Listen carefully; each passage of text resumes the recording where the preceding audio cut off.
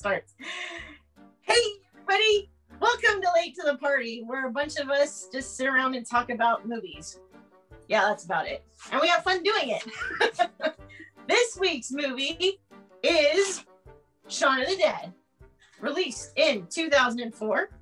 It has IMDb rating 7.9, Rotten Tomatoes score of 92%, and Google 93%.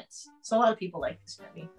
It was directed by Edgar Wright, stars Simon Pegg as Shaun, Kate Ashfield as Liz, and Nick Frost as Ed.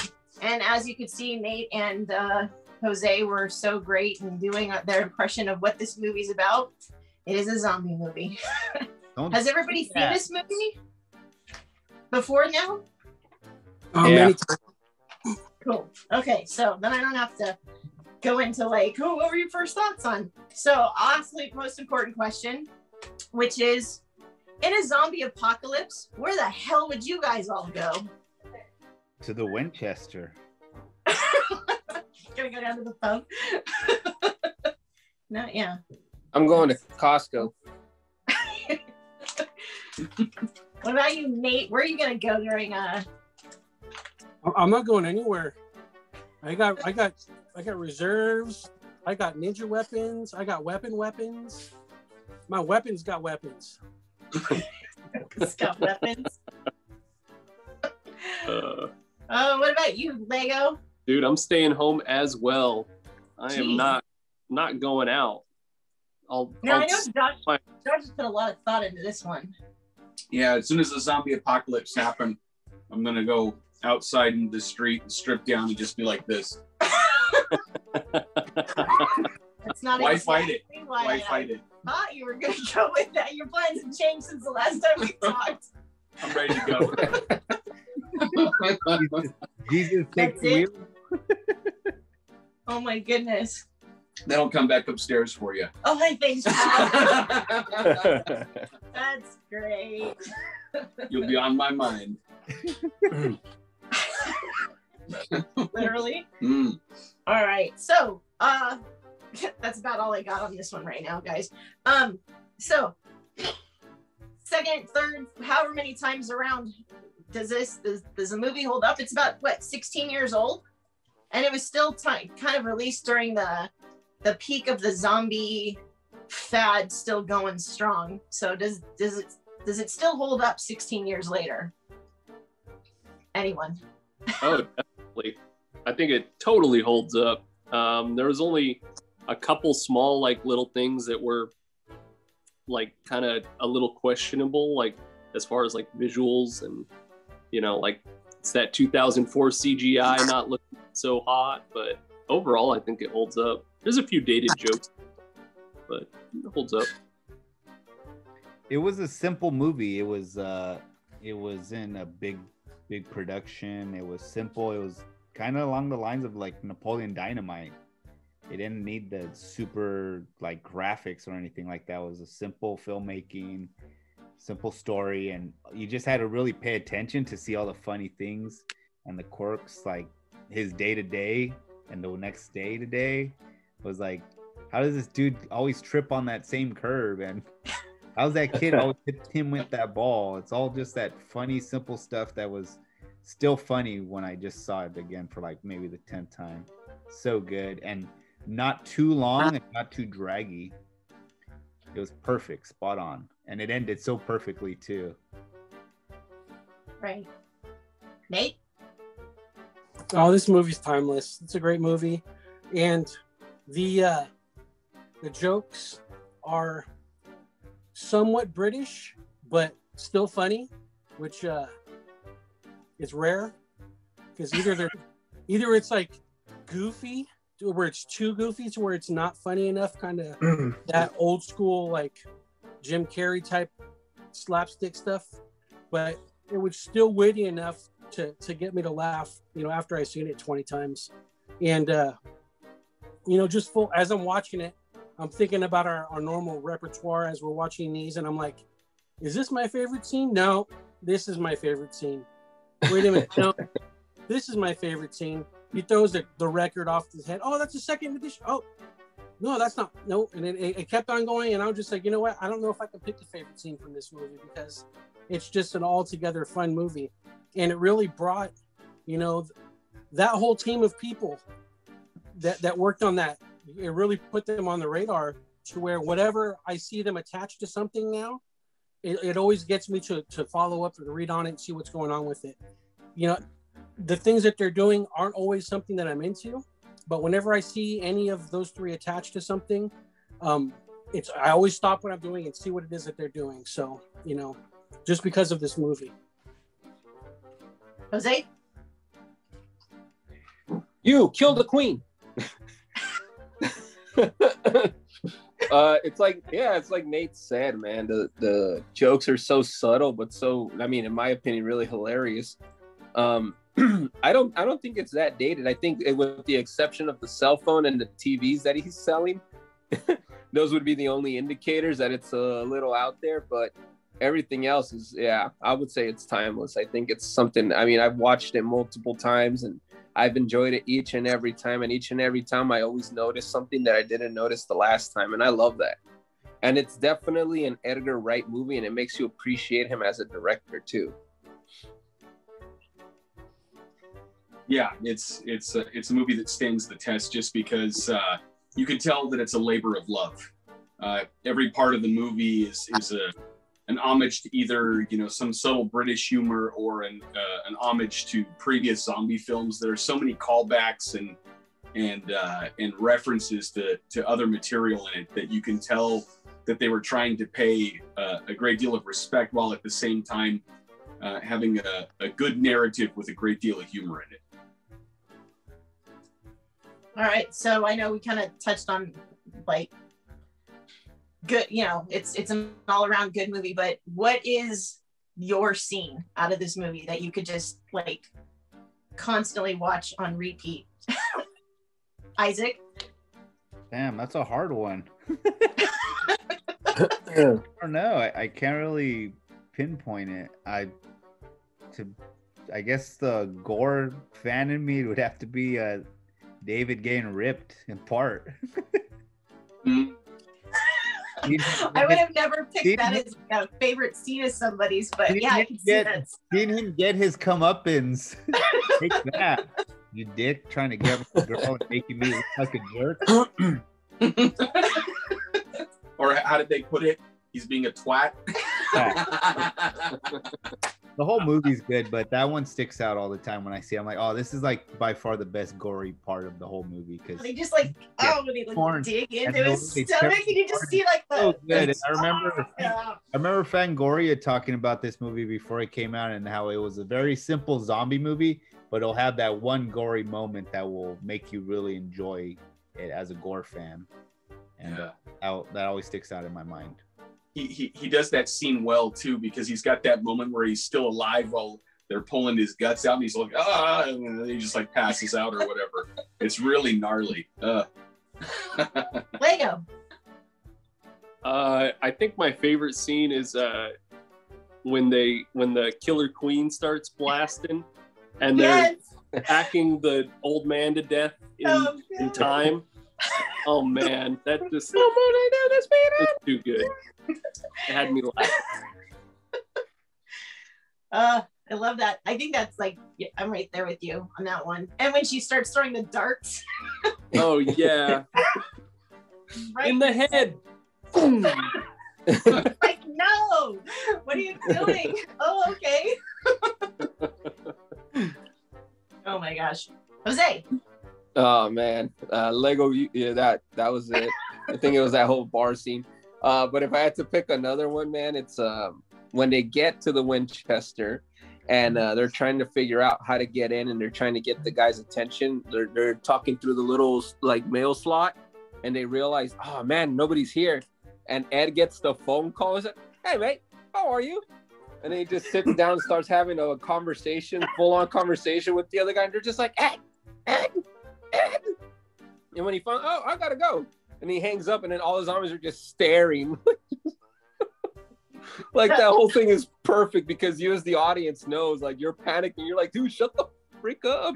And then when it turns around, the fact they're just waiting, like on cue, like that was perfect. Oh man, it was awesome. I love that scene.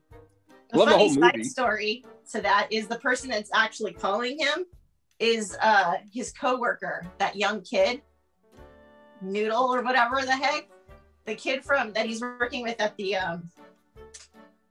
that's giving him all that shit at the store. At the circus. He's calling because there's a conversation where his friend calls him during their staff meeting, and he's like, no, man, my guy said that he only had enough for himself. He used the exact same quote that Ed did when he called earlier. I never knew that. Yeah, full circle. Yeah. Wow. Yeah. That's what I picked up on this time too. See, that's what I mean, though. That's what I mean. You go back and you watch the movie and you realize there's little things here and there that you don't catch. It's crazy.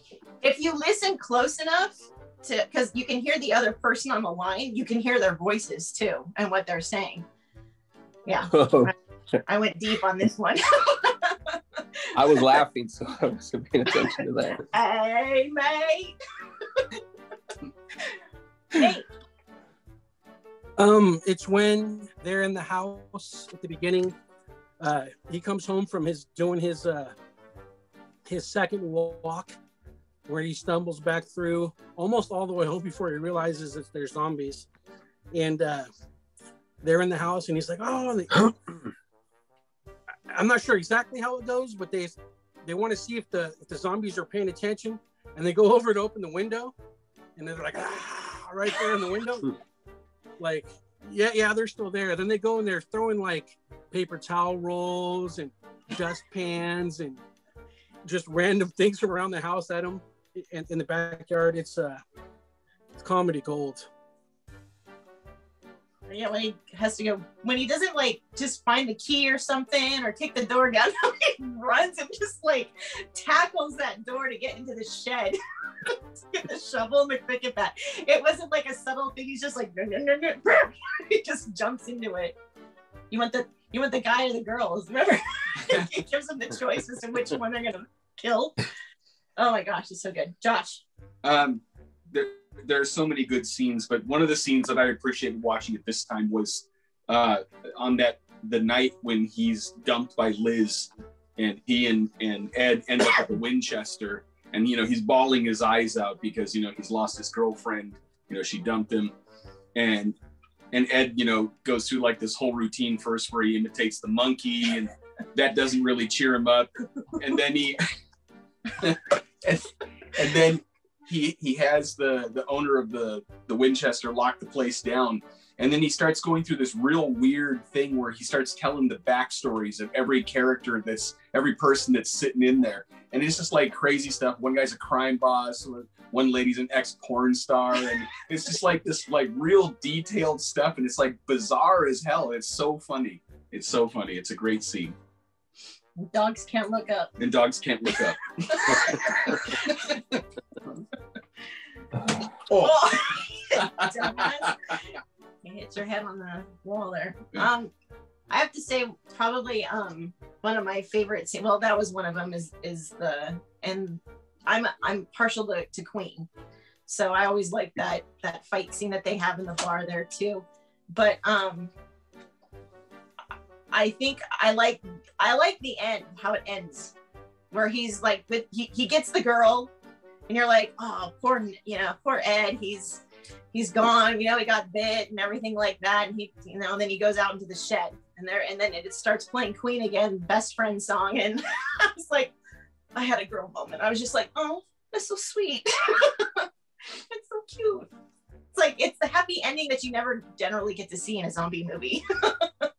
So I appreciate that. So let's get on to the buckets.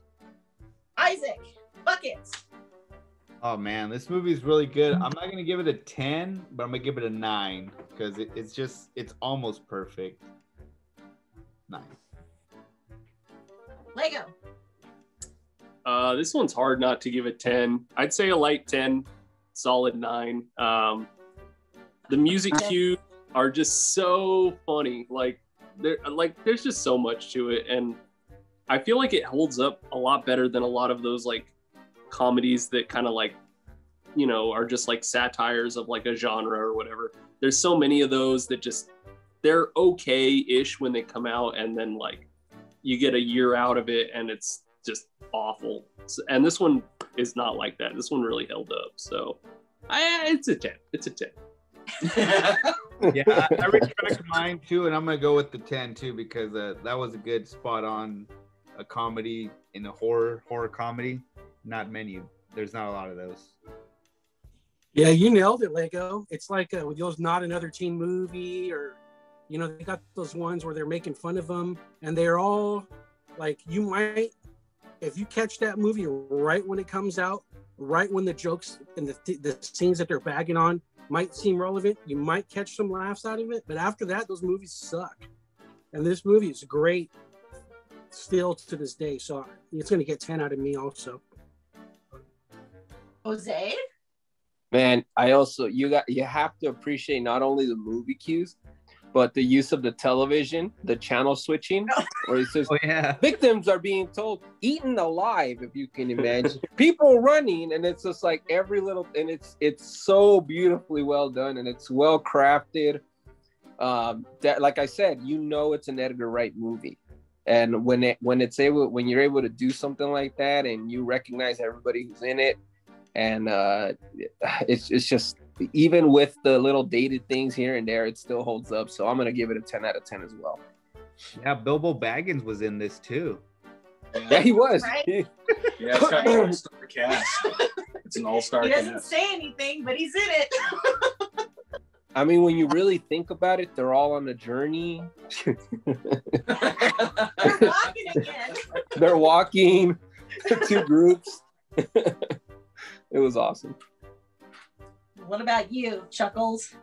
Yeah, I'm reticent to give movies 10s just because I think that they have to have like this kind of epic quality. But I think this movie does meet that. It really is steadfast. You think when you go back to watch some of these older movies that you're not going to enjoy it on the same level, or that it's just going to not be hitting the marks. You know, like Coming to America.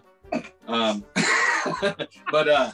this movie, it just doesn't miss a beat. You know, I think we all probably have over the last 16 years. We've all changed very much as people, but for some reason, this movie still feels as fresh as it did the first time I saw it. And I think this will be one of the ones, provided that we don't lose electricity sometime in the future, that we'll be able to go back and watch over and over and over again to take our mind off of the days we live in. So it was great fun. I'll give it a 10. Me too. I love this movie. It's a 10 for me. It's a romantic comedy horror buddy film. It's like everything. And British. And it's British. So it has like an extra like level of like an air to it, like, oh, I feel good about myself because I'm watching like a foreign film. Unless you're gay, and then it comes down a little bit. If you're British and you don't suck, it's like a +5. Nice. All right, so the reins are being turned over to The Wheel. The Wheel of Misfortune or Wheel. Fate. Fortune. What we're gonna do is we're gonna be starting our show, the talking at 9:30, and then we'll see what the those watching say, and we'll get some ideas from our people commenting on the video as we're going, and then we'll fill up the wheel with that, and possibly any we might remember from the last week, and we'll spin the wheel at the end of the show, and we'll come up with the late to the party for next week. And then next week we'll go back onto me, and we'll rotate through everybody and bring the wheel in as one of our movie goes, so that way people watching and listening can kind of get a say in on what we do, because there's been a lot of people who are like, hey, watch this movie I like, and it's tough because we have to wait so long to finally get the chance to see the movies that we want to see, and then we're still giving choices out of those where it's tough. So give the people a little bit of a chance to subject us to their movies. Maybe they'll pick some kind of a Capote or a or a regular type movie for us. Okay, well, there you have it. So for this week's Late to the Party, we've got the cavemen, sorry, Isaac, Jason, and Jose, and then here at the Scott Abode, Josh and I, and our fearless leader, Nate the Great. So I'd like to tell you what we're going to watch next week, but you'll have to find out next week. All right. Have a good one. See you soon. Kill the queen.